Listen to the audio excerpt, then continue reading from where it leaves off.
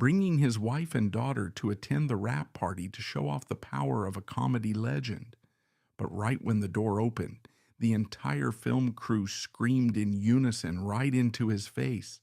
"Screw you!" The ultimate humiliation crashed down on the man once considered the king of American comedy. He is not only a racist, but also holds the dark distinction of being the only original cast member permanently banned from hosting the very show that created him, after physically assaulting a female colleague. Who is he? When we hear the name Chevy Chase, a specific, almost universally loved image instantly pops into our heads. We immediately think of the goofy, charming guy stumbling around and taking huge, hilarious falls on the early seasons of Saturday Night Live. We think of the arrogant, but somehow incredibly lovable goofball from the legendary comedy Caddyshack. He built an entire comedic empire on being the guy who trips over a piece of furniture, making everyone in the room burst into laughter. He was the poster child for a very specific, lucrative brand of American comedy in the 1970s and 80s. The media painted him as this naturally gifted, easygoing guy who just wanted to make the world smile. But that clumsy, harmless persona was a fabricated, tightly constructed armor. That goofy smile was an effective mask, hiding a deeply disturbed psychology. We have to look past the bright studio lights, past the immense box office numbers, and go back to a profoundly dark, terrifying place.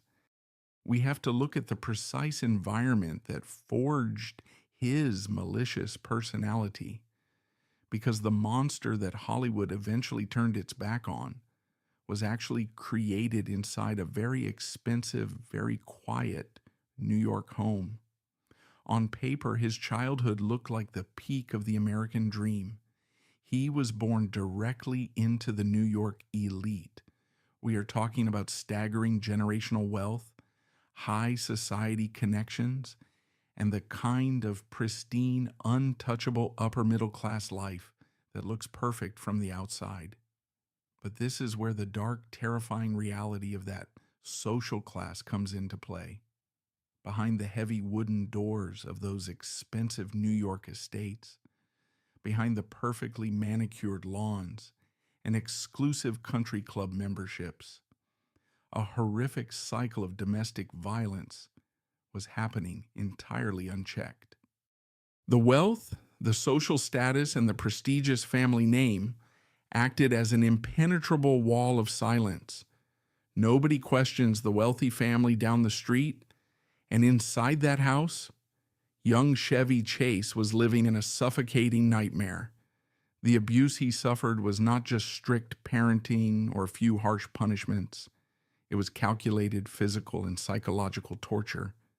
His own mother would wait until the middle of the night, wait until he was asleep and physically vulnerable, and she would violently wake him up just to repeatedly slap him across the face. I want you to really think about the primal terror of that specific action for a child. A bed is supposed to be the one safe harbor for a kid. It is the only place where they can shut their eyes and feel secure. But for him, going to sleep meant waiting for a sudden violent attack in the dark. He could never truly rest. She would also take a whip and brutally strike his legs. She kept him in a permanent state of paralyzing fear, ensuring his developing nervous system was rewired to always anticipate incoming pain and sudden violence. And unfortunately, it was not just his mother inflicting the pain. When his stepfather entered the picture, the physical violence escalated to an even more brutal level. His stepfather would literally punch him directly in the head. He was entirely trapped in an enormous house where the adults, the exact people who were fundamentally supposed to protect and nurture him, were active, violent predators. But the most horrifying, genuinely sickening detail of his childhood trauma was the extreme isolation tactics they used against him. When the physical beating were somehow not enough, his parents would drag him down into the cold basement or shove him into a dark, cramped closet, lock the heavy door from the outside, and simply leave him there for days at a time. We are not talking about a quick timeout. We are talking about multiple days. He was a young, terrified boy sitting alone in pitch-black darkness, stripped of food, comfort, and basic human interaction, surrounded by ringing silence. When you take a child and lock them in a dark basement for days on end, you are essentially running an illegal, destructive, psychological torture experiment. You are destroying their capacity for empathy. You are teaching that child that the world is an incredibly dangerous, vicious place, and that the only possible way to survive is to become just as vicious, if not worse, than the people who are hurting you. And that is exactly what happened to his brain. He did not emerge from those locked closets as a broken, submissive, quiet victim. He emerged with a deeply embedded toxic defense mechanism. In psychology, they often refer to this as developing a mean streak. But for him, this extreme maliciousness was a finely tuned, necessary survival strategy. He realized very early on that if he could use words to cut people down, if he could humiliate someone else first, they could not hurt him.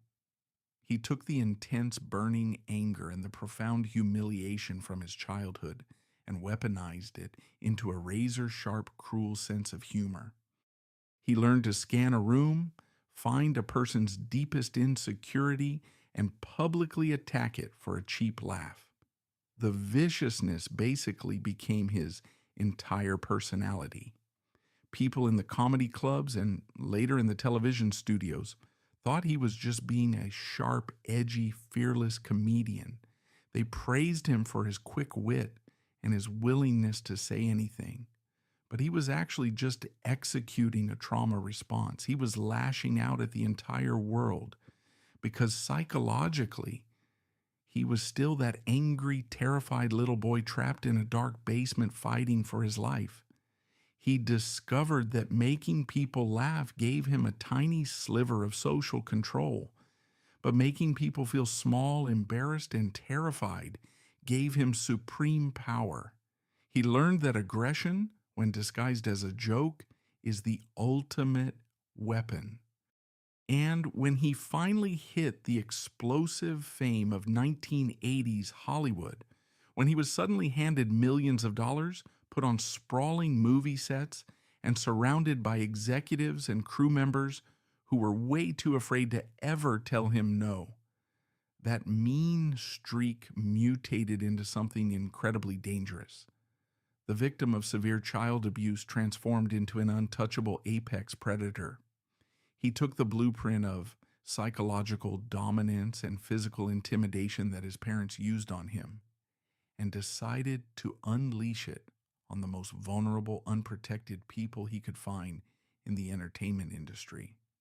That toxic defense mechanism, that vicious need to dominate and humiliate every single person in the room, collided perfectly with the worst era of American entertainment.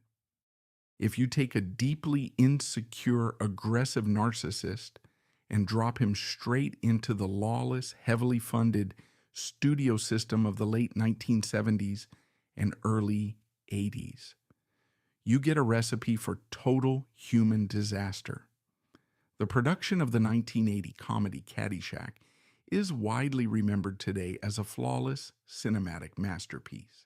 It is celebrated as the pinnacle of American golf comedy. But the documented reality of that specific filming process is much darker and incredibly chaotic.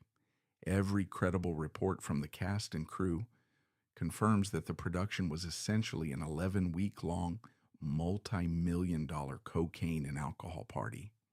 The studio executives handed an enormous budget to a group of erratic, deeply addicted young comedians and simply let them loose on a Florida golf course. The sheer volume of illegal narcotics, flowing through that production eroded any standard of professional boundaries or basic human decency. Cocaine was not just a recreational background element, it was the primary fuel source driving the filming schedule. It inflated egos to terrifying godlike proportions. Chevy Chase was operating at the peak of this drug-induced delusion. He viewed everyone on that set, from the director down to the lowest-paid crew member, as nothing more than disposable props for his personal amusement. And this is exactly where he weaponized his star power to commit relentless psychological abuse. He didn't need to throw punches every day to break people. He used his untouchable status and his razor-sharp cruelty. He would target the working-class crew members, the wardrobe assistants, the camera operators, the supporting cast, and publicly humiliate them in front of hundreds of people. He would deliberately halt a multi-million-dollar production just to deliver a vicious, deeply personal insult. He would tear down someone's physical appearance, mock their intelligence, and completely destroy their self-worth simply because he was bored. He trapped these working-class professionals in degrading situations, knowing they lacked the union power to fight back against the lead star. He turned the set into his own personal psychological torture chamber. When confronted by the crew or producers about this gross hostile work environment, Chase did not apologize. He laughed it off, arrogantly claiming that he was merely improvising and that the crew was simply too sensitive to handle his comedic genius. He gaslit the entire production. He reframed blatant workplace bullying and emotional torment as high-level, edgy comedy. He used the concept of humor as a literal shield to protect himself from the consequences of abuse. He left the crew humiliated, walking on eggshells and terrified, while the studio executives simply looked the other way and counted the box office returns. But this inflated, drug-fueled ego also crashed directly into an immovable wall, and that wall was named Bill Murray. Long before they ever stepped foot on that Florida golf course, Chevy Chase and Bill Murray were locked in a vicious personal war. Chevy Chase had recently abandoned Saturday Night Live, betraying his castmates to pursue lucrative Hollywood movie deals. Bill Murray had been brought in as the new guy, the hungry replacement forced to fill the shoes Chase left behind. When Chase returned to guest host the show, the backstage tension was suffocating. Murray viewed Chase as a sellout, an arrogant ego detached from reality. Chase viewed Murray as a lesser talent, a cheap, second-rate replacement unworthy of his former television throne. This silent, boiling hatred finally exploded right outside the dressing rooms, mere minutes before a live national television broadcast. They were standing in the narrow hallways of NBC, hurling venomous insults at each other. Chase, utilizing that vicious mean streak forged in the locked closets of his childhood, went straight for the most vulnerable physical insecurity he could find. He looked directly at Bill Murray and loudly proclaimed that Murray's face, which was marked with deep acne scars, looked exactly like Neil Armstrong's lunar landing site. It was a calculated, brutal verbal strike designed to humiliate his opponent in front of the cast and crew. The verbal altercation instantly mutated into a violent physical fistfight. Two of the biggest comedy stars in America were physically throwing heavy punches, brawling right in the backstage hallways of a major television network. Legendary comedian John Belushi literally had to jump directly between them, risking his own safety to physically rip them apart. Fast forward exactly 2 years later, the producers of Caddyshack somehow managed to cast both of these bitter, violent enemies in the same movie. The Florida set is already a chaotic, drug-fueled mess. Golf carts are being driven into lakes. The crew is intoxicated. And now the entire production is burdened with the unresolved hatred between its two biggest stars. For the vast majority of the filming schedule, the production team deliberately kept them separated. They were filming different storylines, operating on different call sheets, and actively avoiding each other like explosive landmines. The crew walked on eggshells, terrified that if the two men crossed paths, another physical brawl would shut down the multi-million-dollar production. But then, director Harold Ramis looked at the raw footage in the editing room and realized a glaring structural problem. He had the two most bankable comedy stars of the decade anchoring his movie, and they did not share a single frame of film together. He knew he had to force a collision. He cornered them, appealed to their egos, and demanded they shoot one scene together before the production wrapped. The resulting scene, the famous late-night interaction in the cramped groundskeeper's shack, had no script. There was no rehearsal process. There was no written dialogue approved by the studio. They just turned on the heavy film cameras, threw two mortal enemies into a tiny claustrophobic room, and yelled action. What happened next is widely considered one of the most miraculous, unexplainable moments in cinematic history. Surrounded by the toxic sludge of a cocaine-fueled production, fueled by years of deep, unresolved physical hatred, these two men managed to catch lightning in a bottle. They channeled all of their genuine hostility, all of their competitive aggression, and all of their mutual disgust directly into a masterclass of comedic improvisation. They pushed each other, parried each other's unscripted lines, and created pure, unadulterated cinematic magic entirely on the spot. You can see the actual tension in their eyes on screen, but they magically weaponized that tension for the sake of the joke. That single unscripted scene elevated Caddyshack from a messy stoner comedy into an undeniable box office phenomenon. This highlights the maddening paradox of 1980s Hollywood. An environment saturated in dangerous narcotics, built on a foundation of severe professional bullying and driven by aggressive, deeply damaged men, somehow managed to produce a flawless piece of timeless art. The audience sat in the dark movie theaters and laughed hysterically, unaware that the brilliant, easygoing comedic chemistry they were watching was actually forged in the fires of a violent backstage fistfight. They did not know the scene was fueled by a highly toxic 11-week-long drug binge. The art miraculously survived the chaos. But the reality remains that the greatest comedy of the decade was born directly out of a war zone, proving that sometimes the most enduring light in Hollywood is generated by the darkest, most toxic friction imaginable. The chaotic survival of his earlier movie projects gave him a false sense of invincibility. He genuinely believed that, because his erratic behavior had accidentally produced box office gold in the past, he was permanently immune to consequences. He thought the industry would always bow to him, but the entertainment landscape was quietly shifting, and that drug-fueled delusion was about to shatter in the most public, humiliating way imaginable. Let us fast forward to 1997. He was returning to guest host Saturday Night Live.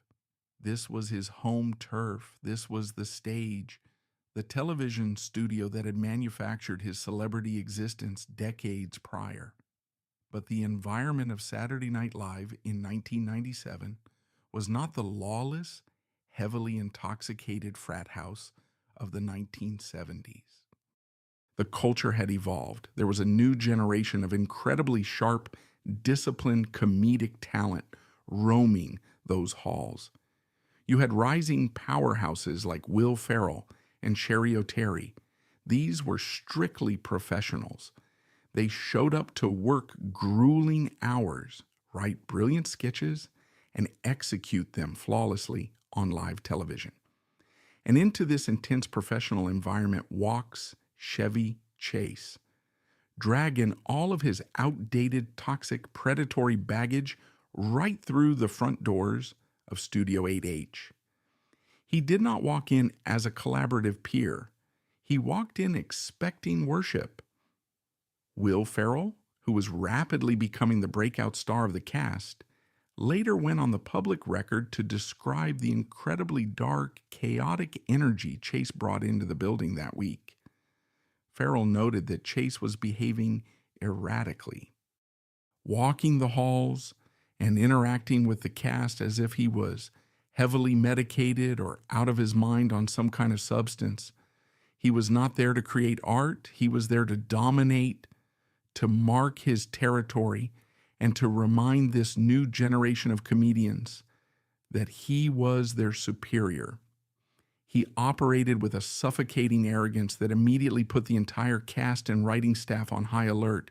He was a walking liability, a ticking time bomb of unearned ego, and it did not take long for that erratic energy to mutate into blatant, undeniable abuse. The darkest aspect of the Hollywood Boys Club mentality is the sickening belief that women in the workplace are subordinate, existing merely for the amusement or degradation of powerful men. Chase decided to put this sick philosophy on full display right in the middle of the writer's room. You have to picture the intense pressure of an SNL pitch meeting. Writers are exhausted, constantly pitching ideas, desperately trying to put a national television broadcast together under strict deadlines. A female writer, simply trying to do her job and pitch a comedic concept to the guest host, is suddenly targeted. Chase looks directly at her, ignores her professional contribution, and openly propositions her with an explicit, degrading sexual demand. He casually suggested using graphic language right to her face that maybe later she could give him a manual sexual favor. Let the horrific reality of that interaction settle in. We are not talking about a poorly worded joke. We are not talking about a clumsy attempt at flirtation. We are talking about a wealthy, powerful television icon walking into a corporate environment and aggressively demanding a degrading sex act from a subordinate female employee in front of her colleagues. He did it because he genuinely believed his status as an SNL legend made him untouchable. In his warped, predatory mind, the young female writers were disposable objects. He was testing the waters, asserting dominance, and daring anyone in the room to challenge him. For decades, the television industry protected this type of vile behavior, silencing victims to protect the lucrative male star and the network's bottom line. He expected the room to nervously laugh it off. He expected the female writer to swallow her humiliation and keep working. But the sexual harassment in the writer's room was only the beginning of his reign of terror that week.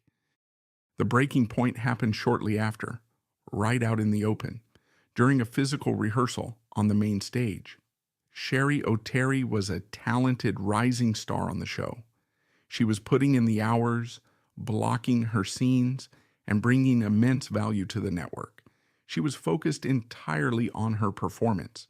During a run-through, unprovoked and off-script, Chevy Chase walks right up behind her and delivers a hard, physical slap straight to the back of her head. This was not a theatrical tap. This was a physical strike. It is a shocking violation of bodily autonomy.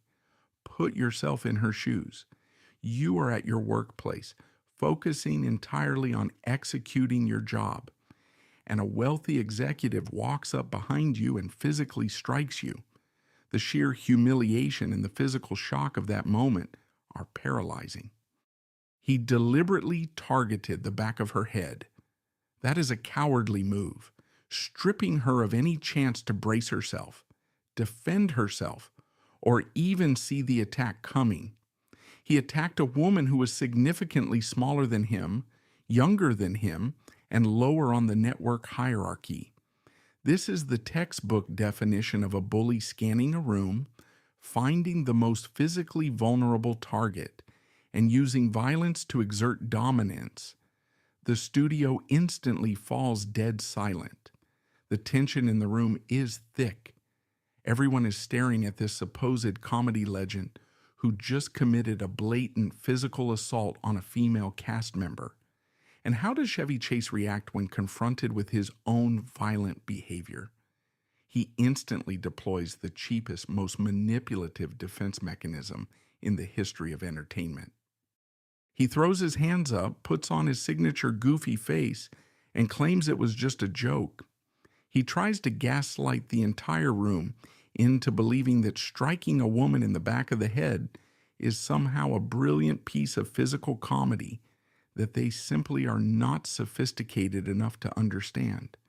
We must tear down this specific excuse because it is the ultimate weapon of the intellectual predator. By labeling physical violence as a joke, the abuser actively attempts to shift the blame directly onto the victim. If she gets angry, she is overly sensitive. If she reports him, she is ruining the fun, destroying the collaborative environment, and lacking a sense of humor. He uses the concept of comedy as a literal shield to protect himself from the criminal consequences of battery. He had spent his entire career falling over furniture and acting clumsy for laughs. And he genuinely thought he could use that slapstick reputation to cover up a targeted, malicious physical attack on a female coworker. He thought his legacy was a get-out-of-jail-free card, but he severely miscalculated the environment he was standing in. In the old Hollywood Boys Club, the other men in the room would have looked the other way. They would have laughed nervously, protected the famous star, and told the female victim to just brush it off and be a team player. They would have prioritized the broadcast over her physical safety. But that incredibly toxic cycle of complicity was finally broken by Will Ferrell. Ferrell witnessed the physical assault. He had seen the sexual harassment in the writer's room. And he refused to play the game. He did not care about Chevy Chase's legacy. He did not care about the unspoken hierarchy of the comedy world. He saw a man physically attacking his female colleague, and he took immediate, decisive action. Ferrell did not confront him in the hallway. He marched straight to the top of the chain of command. He went directly to Lorne Michaels, the powerful creator and executive producer of Saturday Night Live. Ferrell laid out exactly what Chase had done to the female writer and the violence he had inflicted on Cheri Oteri. He forced the network to confront the monster they had created. He drew a line in the sand, making it clear that this new generation of comedians was not going to tolerate physical and sexual abuse in their workplace, regardless of how famous the abuser was. And for the very first time in his privileged, abusive life, Chevy Chase faced an undeniable consequence. Lorne Michaels brought the hammer down. The verdict was swift and unprecedented in the history of television. Chevy Chase was permanently banned from ever hosting Saturday Night Live again. He holds the dark, humiliating distinction of being the only original cast member in the history of the historic franchise to be explicitly banned from ever hosting the show again after physically attacking a female colleague.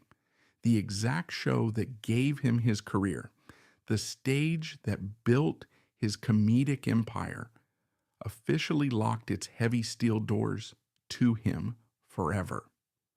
Banning Chevy Chase from Saturday Night Live is the equivalent of banning the Pope from the Vatican. It sent a shockwave through the entire entertainment industry. It signaled the definitive end of an era where powerful men could use their celebrity status to brutalize women without consequence. His carefully constructed reputation as a charming, easygoing goofball was obliterated. It was permanently replaced by the historical record of a pathetic, bitter predator who thought his fading fame gave him the right to sexually harass and physically assault his younger female colleagues. The king of comedy was officially dethroned, not by a bad review or a box office failure, but by his own vile predatory actions. It is a comforting lie that society loves to tell itself. We love to believe that people automatically grow softer and wiser as they get older. We desperately want to believe that the fiery, toxic rage of a chaotic youth eventually cools down into a harmless, eccentric old age. But when you are analyzing the lifespan of a malignant narcissist, time does not heal a single thing. Time just makes them significantly more bitter, deeply resentful, and infinitely more dangerous. Fast forward to the late 2000s, the golden, lawless era of 1980s. Hollywood is dead and buried in the ground. The culture has fundamentally moved on. The workplace rules regarding basic human respect have drastically changed. And the aging comedy veteran is no longer the untouchable, universally adored king of the box office. He finds himself cast in a modern network television comedy called Community. This television show is not his personal playground. It is an ensemble cast heavily populated with young, vibrant, sharp comedic talents. For a man whose entire psychological framework is built on domination and demanding undivided worship from everyone in his vicinity, stepping onto this modern set must have felt like a violently personal attack on his fragile ego. He is suddenly surrounded by brilliant young actors who do not fear his legacy, who do not owe their careers to his influence, and who frankly do not think his outdated brand of physical comedy is the funniest thing in the room. His standard, decades-old tactics of physical intimidation and goofy slapstick are no longer working to control the narrative. The power dynamic has irreversibly shifted away from him. So, what exactly does a cornered, aging predator do when he looks around the soundstage and realizes he is rapidly losing his grip on the room? He reaches for the most toxic, destructive weapons available in the human language. He abandons the polite disguise of comedy entirely and goes straight for pure, unadulterated bigotry. You have to look specifically at his horrific, highly documented treatment of Donald Glover to understand the sheer depth of this malice. Donald Glover was the undeniable breakout star of that entire cast. He was young, dripping with effortless natural talent, musically gifted, and universally adored by the entire crew and the viewing audience. He represented the vibrant, limitless future of entertainment that the aging actor was rapidly losing his grip on. The intense jealousy radiating from the older man was practically radioactive, poisoning the air on set. But he did not just try to upstage the young star on camera. He launched a systematic, deeply psychological campaign of racial terrorism. We are talking about deliberately crossing the ultimate red line in modern American society. According to multiple reports and later confirmations from the cast and creator, the former comedy legend repeatedly weaponized the N-word on the set of Community. He took the most historically violent, degrading racial slur in the English language and dropped it directly into a professional television work environment. He would make horrific, racially charged comments to Donald Glover between takes, trying to shatter the young actor's confidence. He would say things designed to make the young man feel like his immense talent meant nothing, implying that the audience only laughed at him because of his race. This is not a simple generational misunderstanding. This is not a grumpy old man who is simply out of touch with modern political correctness. This is a calculated surgical strike aimed directly at a young black man's fundamental humanity. The aging actor knew the historical weight, the generational trauma, and the deep psychological power of that specific word, and he wielded it like a jagged knife simply because he could not stomach the undeniable fact that a young black man was vastly outshining him on screen. This venomous behavior was not an isolated incident aimed at one person. It impacted the other minority cast members who were just trying to do their jobs. Yvette Nicole Brown, a beloved and deeply respected actress on the show, also had to constantly navigate this incredibly hostile, racially toxic environment. The daily reality for these actors of color was essentially showing up to perform a lighthearted, quirky comedy about a community college, while being forced to share oxygen with an openly hostile racist who was constantly testing the boundaries of network tolerance. But we cannot pretend this blatant bigotry was a brand new development brought on by the frustrations of old age. This prejudice was a foundational operating system that had been running quietly in the background of his entire career. You only have to look back at his treatment of Terry Sweeney to see the deeply rotten core of his personality. Terry Sweeney made history as the very first openly gay male cast member in the history of Saturday Night Live. When the former king of comedy guest hosted the show back in the 1980s, he immediately targeted Sweeney with relentless, viciously homophobic attacks. He aggressively mocked the young comedian's sexuality and made degrading, hostile remarks designed to make him feel entirely unsafe and fundamentally unwelcome in his own workplace. The racial slurs on the set of Community and the homophobic attacks at Saturday Night Live are not separate issues. They are two sides of the exact same predatory coin. Whenever this specific man encounters a demographic that American society has historically marginalized, his immediate hardwired instinct is to crush them, to remind them of their vulnerability, and to aggressively reinforce his own hollow sense of white, heterosexual, upper-class supremacy. The most fascinating, bizarrely poetic element of this disaster is exactly how the showrunner, Dan Harmon, chose to handle this monstrous behavior.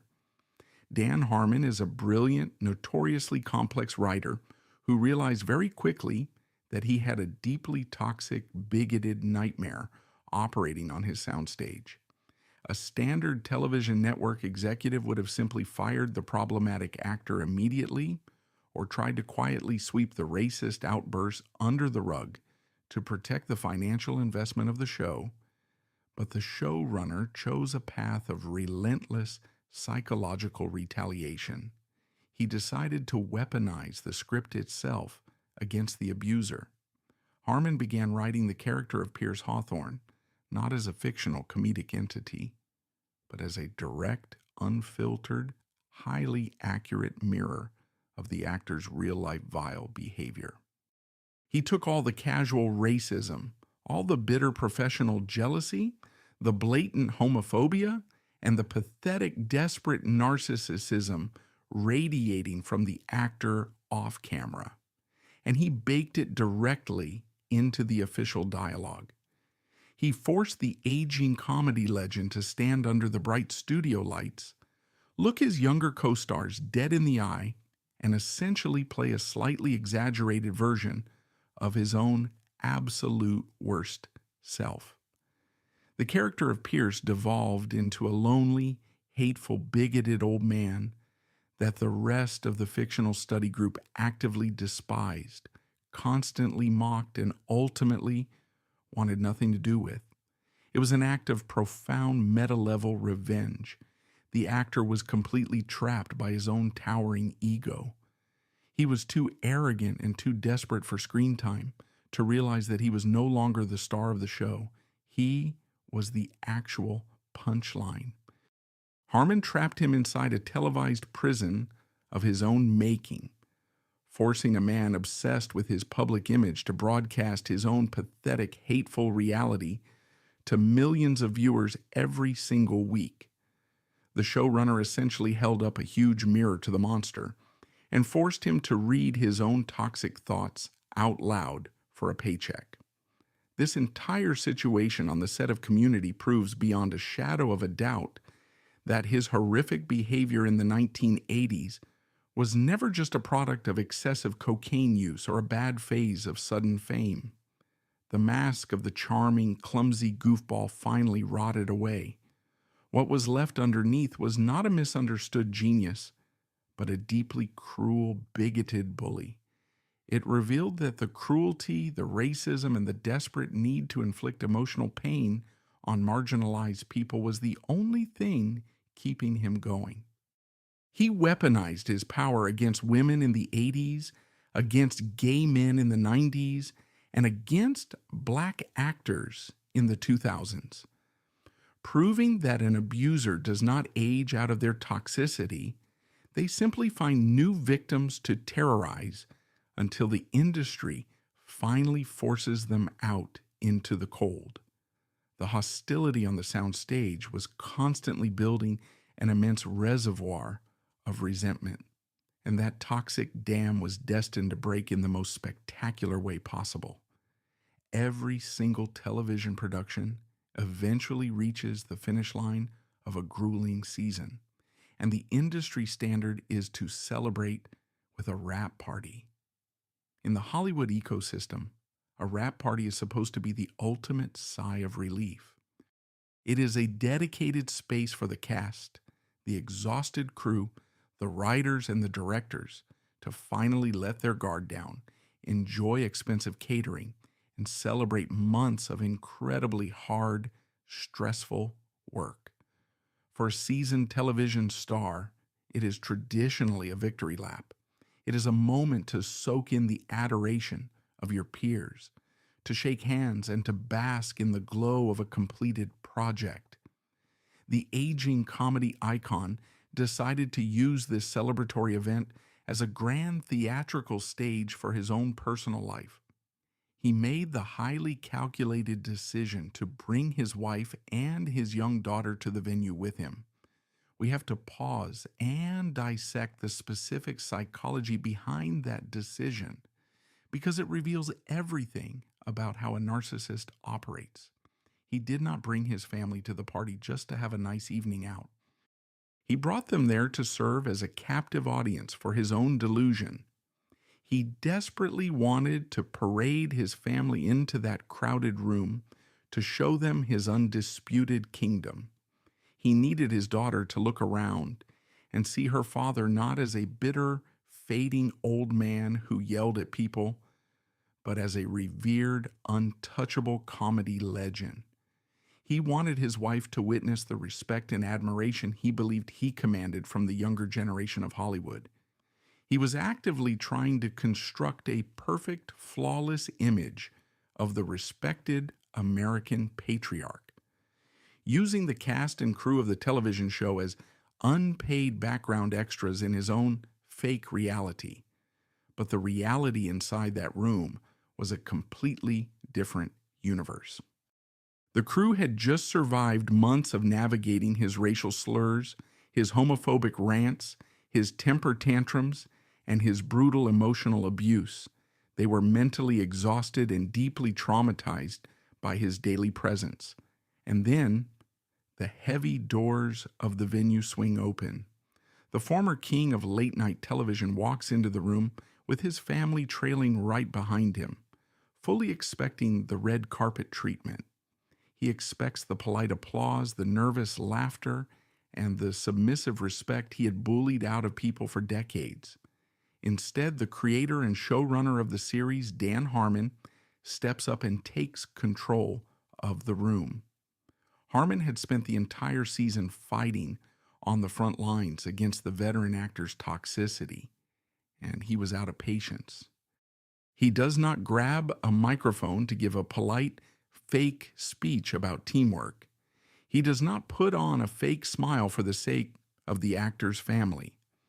Harmon looks directly at the crowd of frustrated employees, looks right at the aging star standing there with his wife and child, and loudly initiates a chant. Harmon tells the entire assembled cast and crew to yell, "Screw you, Chevy!" And the most shocking part is that they actually do it. It is not just one angry director venting his frustration. It is a unified, deafening chorus of dozens of people, the camera operators, the makeup artists, the lighting technicians, the writers, and the co-stars all join in. They look directly at the man who had made their lives a living hell, and they scream their disgust right into his face. You really need to visualize the sheer psychological devastation of that exact moment. For over 40 years, this specific comedy icon operated under the arrogant assumption that his bad behavior was just part of his unique charm. He genuinely thought people secretly loved his dangerous edge. He thought his legacy provided an impenetrable shield against any real criticism. But in that crowded room, the illusion violently and permanently shattered. The sound of 100 people collectively screaming their hatred at you is a visceral physical blow. It is the ultimate form of societal rejection. But the true agony, the lowest, most pathetic point of human humiliation, was exactly who was standing right next to him while it happened. His wife and his daughter had to stand there and watch this horrific public execution take place.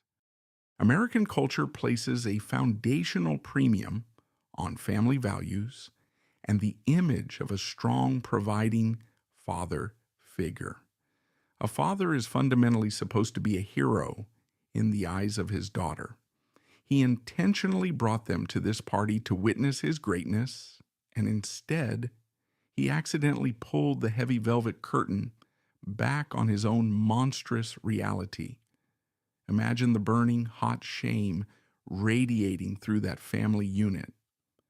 The daughter had to look at her father and realize in real time that the outside world, the actual people who worked alongside him every single day, viewed him as a monster. She had to listen to a room full of working-class professionals scream their hatred at the man who raised her. There is no public relations spin that can fix that specific moment. There is no joke he could tell to make the awkwardness go away. He was stripped naked of his celebrity armor right in front of the two people whose opinions actually mattered. He was utterly exposed not as a misunderstood genius, but as a deeply despised, toxic bully. The veteran actor did not fight back. He did not puff out his chest, throw a physical punch, or hurl a razor-sharp, witty insult like he would have done in the 1970s. The reports from the party state that he was utterly crushed. He physically deflated. The towering ego simply collapsed in on itself. He turned around, gathered his deeply embarrassed family, and left the party immediately, profoundly devastated. For a brief, agonizing second.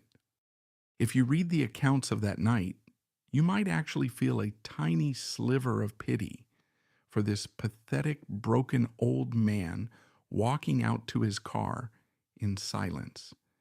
You might feel bad for a father who humiliated himself in front of his child. But that fleeting sense of pity is instantly erased the second you remember the bleeding wake of human destruction he left behind him for over 4 decades. To truly grasp the cosmic justice of this moment, We have to look directly at the testimonies of the people he tortured in the past. Lorraine Newman, one of the original legendary cast members from the very first seasons of Saturday Night Live, has spoken very openly about the specific type of psychological pain this man inflicted on his peers. Newman confirmed that his insults were never just light-hearted comedic jabs. They were meticulously crafted psychological weapons.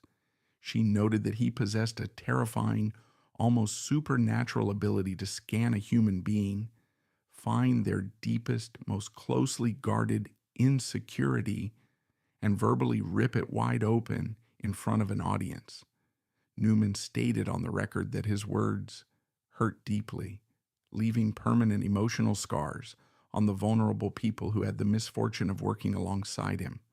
He did not just insult people, he fundamentally altered their self-worth. He spent an entire lifetime handing out permanent psychological damage to anyone who dared to stand in his way, or anyone who simply existed in a lower social tier than him. He broke people down for sport, he ruined careers, he shattered confidence, he terrorized minority actors, and he harassed women, all while safely hiding behind the lucrative shield of being a famous, beloved American comedian. So, when that entire television crew stood up and screamed in his face at the rap party, it was not just the cast of Community yelling. That deafening chant was the universe finally balancing the scales.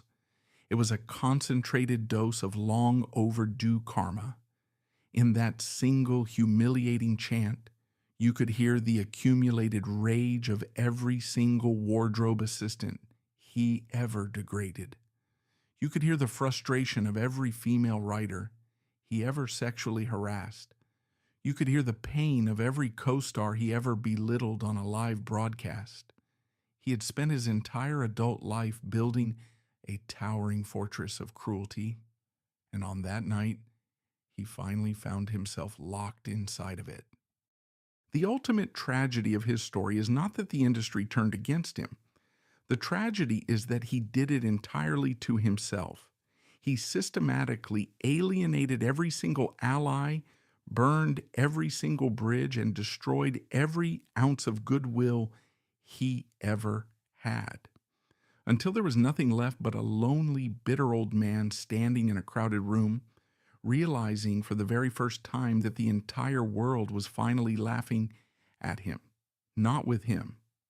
So, what exactly happens inside the mind of a man who faces universal industry rejection, alienates his entire family, and watches his massive legacy crumble into dust?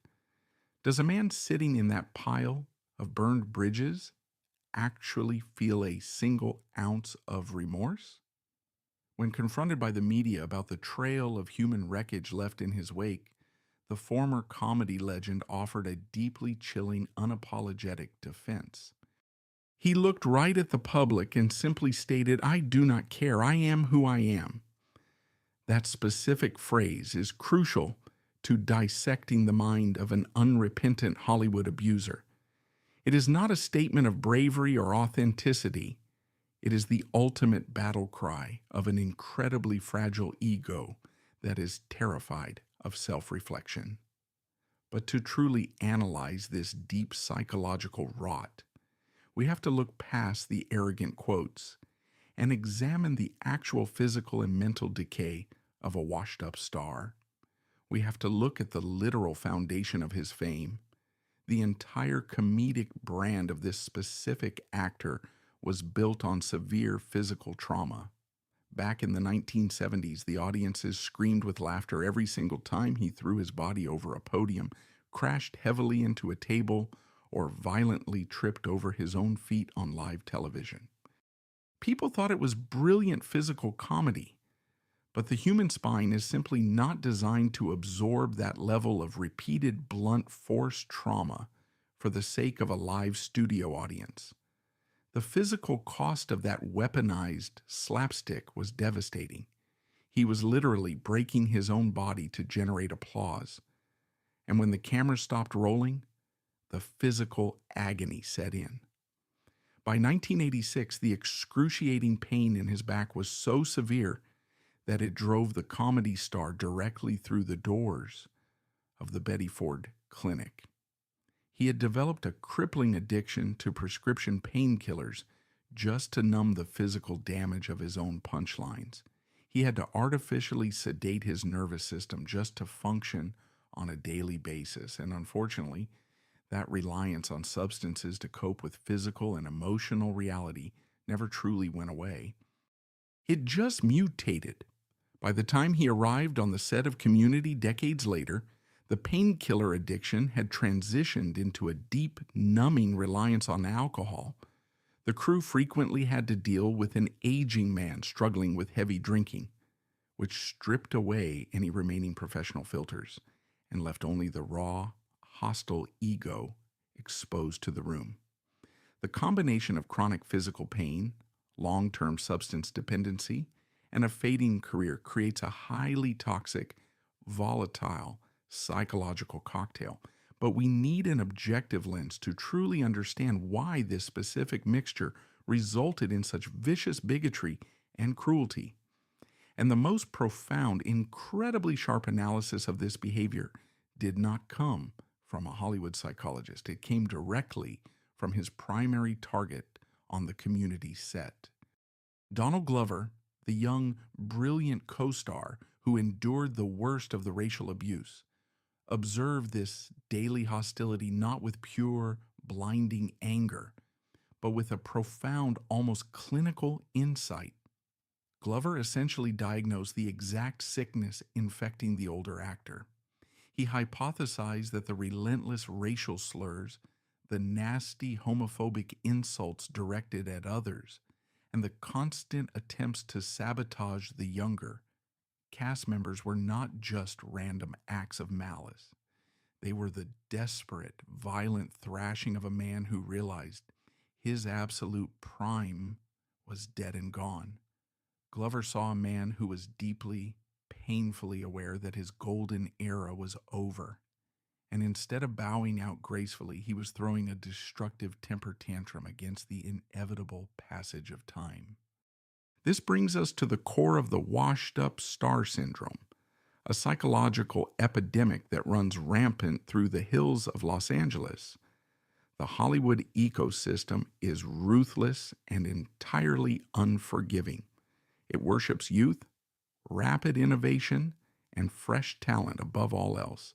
For a generation-defining star, a man who once had studio executives bowing at his feet and audiences hanging on his every word, the absolute worst fate imaginable is not being hated.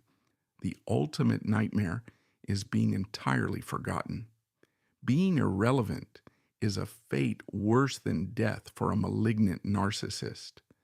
The aging veteran was standing on a modern television soundstage, looking at a group of vibrant, multi-talented young actors like Donald Glover, and realizing that the cultural tide had abandoned him. The style of American comedy had evolved into something sharper and more inclusive. The audience had moved on to new heroes. The spotlight was firmly pointing away from him, and he had no idea how to pull it back. So, he started thrashing. Picture a man drowning in the middle of the ocean. A drowning victim does not calmly ask for help. They panic, they flail wildly, and they will violently pull down anyone who swims close to them, just to keep their own head above the water for one more second. That is exactly what this former icon was doing with his words. He used racism, homophobia, and extreme verbal abuse to force the room to pay attention to him. If he could no longer command their genuine laughter or their professional respect through his acting, he would settle for their fear, their shock, and their discomfort. He was actively weaponizing his bitterness to prove that he still possessed the power to affect the people around him, even if that power was entirely negative and destructive. Every single time he dropped a vile racial slur or belittled a young writer, He was desperately trying to assert dominance in a world that no longer needed him. He refused to accept that the industry had simply outgrown his specific brand of arrogant physical humor.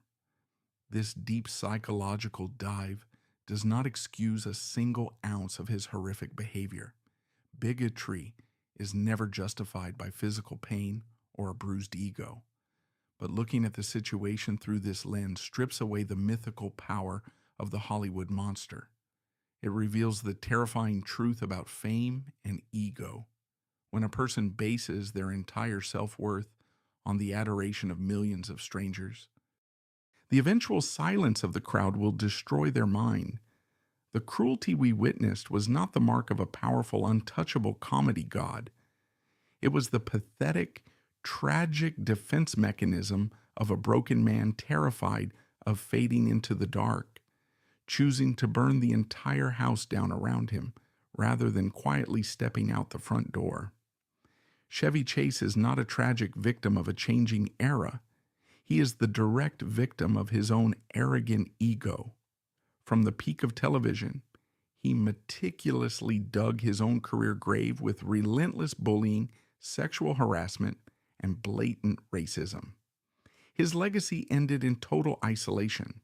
Powerful filmmakers like Chris Columbus actively boycotted him, refusing to subject their crews to his abuse. He was entirely blacklisted from the very industry he once ruled. The man who once made the entire country laugh out loud is now a name that makes Hollywood instantly cringe. The ultimate lesson here is brutally simple. No amount of comedic talent is large enough to cover up a truly rotten personality. In the modern entertainment landscape, weaponized narcissism is the fastest ticket to complete destruction. When the director yells cut, the cameras stop rolling, but the damage left behind does not. What we have just seen is proof of a toxic power dynamic, where art becomes a shield for abuse, and silence is bought with fame. It is time for the truth to be heard. What are your thoughts on this dark reality? Leave a comment below. Don't forget to subscribe to Actor Secrets as we continue to expose the dark side of Hollywood. Thanks for watching.